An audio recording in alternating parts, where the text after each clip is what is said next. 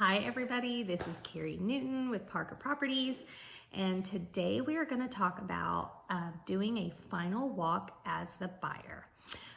So right before closing, maybe a day or two before closing, should you or should you not, as a buyer, do a final walk on the property that you're going to purchase? I'll give you a second to answer. Okay, now I'm gonna tell you. Yes, you absolutely should do a final walk on the property right before closing, the day before. I've even done them the day of. You know, if you're closing in the afternoon, you go do the final walk in the morning. But you absolutely should do a final walk, and I'm gonna tell you why. And to tell you why, I have to tell you a couple of stories. I've said over and over and over again that real estate agents should get together and write a book, because some of the things that happen to us are literally unbelievable. So, but we should write a book, but enough about that.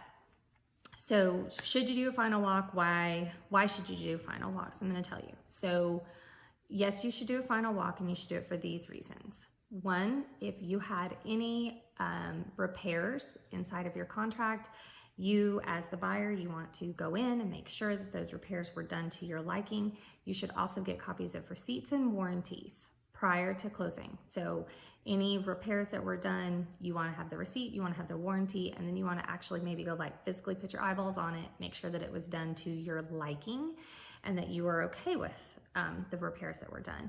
You also, too, want to make sure that the house is still in the same condition that you expect it to be in. So when you placed the contract, were there giant holes in the walls? No. Well, when you do the final walk, if there's giant holes in the walls, you might want to address that, okay? And 3, you would want to do a final walk just to make sure that the seller is actually moving out of the property. Pretty important, okay? So let me tell you a couple of horror stories, okay?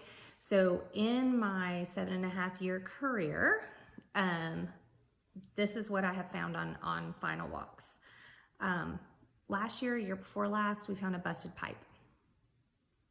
A pipe busted in between the garage and the dining room, and the dining room was literally flooded when we went to do our final walk. This is a vacant home. That presented some issues, okay?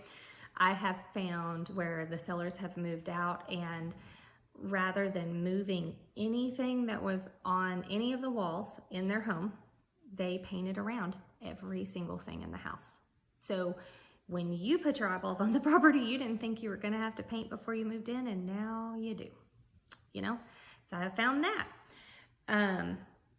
I have done final walks before with clients, and appliances were gone.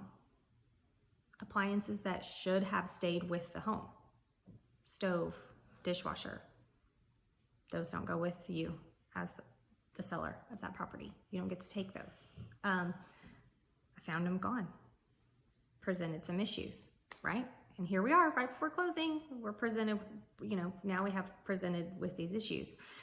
And my most favorite one was did a final walk, and the seller had moved into a nursing home or maybe like an assisted living facility. I'm not 100% sure which one, doesn't really matter.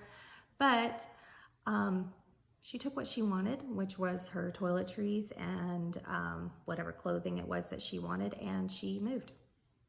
So there was a house full of stuff, and she intended to just leave it there for my buyer, to take care of. So is it important to do a final walk? 100%. Should you be doing a final walk? 100%. Yeah. But if you have any other questions, let me know. All right. Talk to y'all later. Bye.